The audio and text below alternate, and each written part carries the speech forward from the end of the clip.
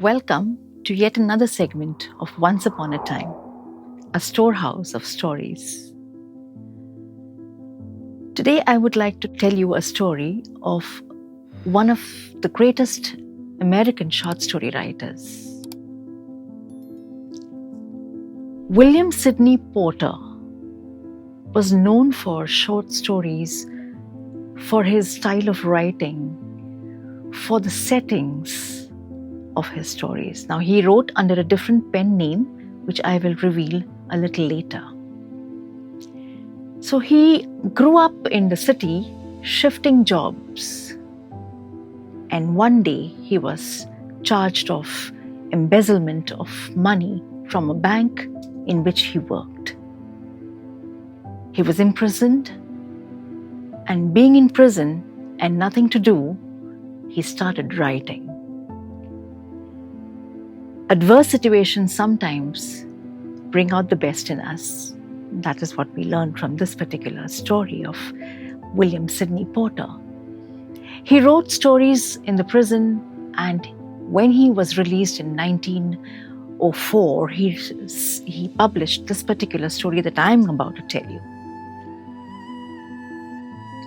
It's titled The Cop and the Anthem. There's only one main character, and that is Soapy. The Soapy belonged to the underprivileged class. Going through extreme poverty and hardships, it was the end of autumn, and he was thinking and planning for the winter warmth. He wanted just 2 square meals a day and a bed to sleep on, a shelter for himself. And he thought that the best way out would be commit a crime, get arrested, and you have it.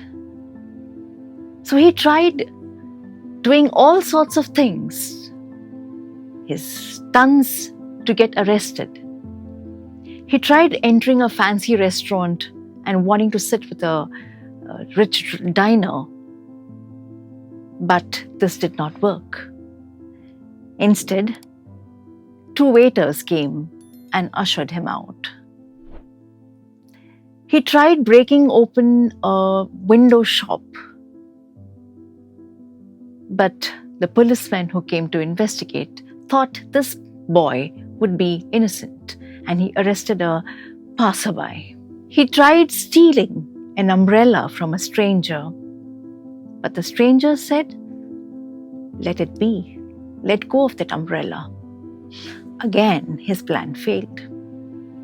He then tried sexually harassing a woman, thinking that she would complain and he would be arrested. But no, the woman was only too happy to be harassed. And so after all these failed attempts to be arrested, he was in a desperate mood. He walked by the church that evening,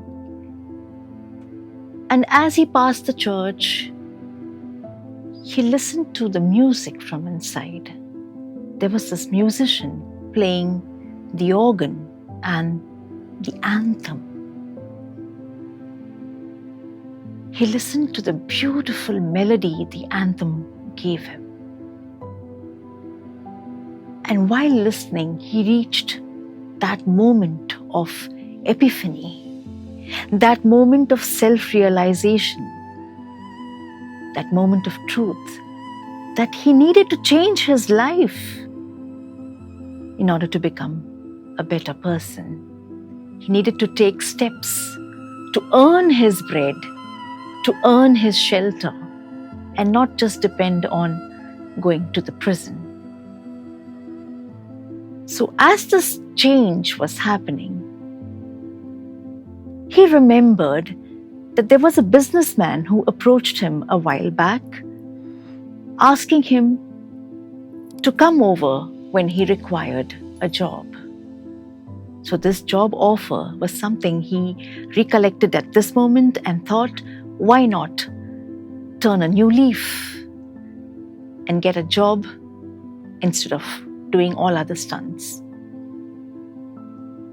And as he was passing by that street, he happened to just stop on that street, there was a cop nearby who stopped him and asked him,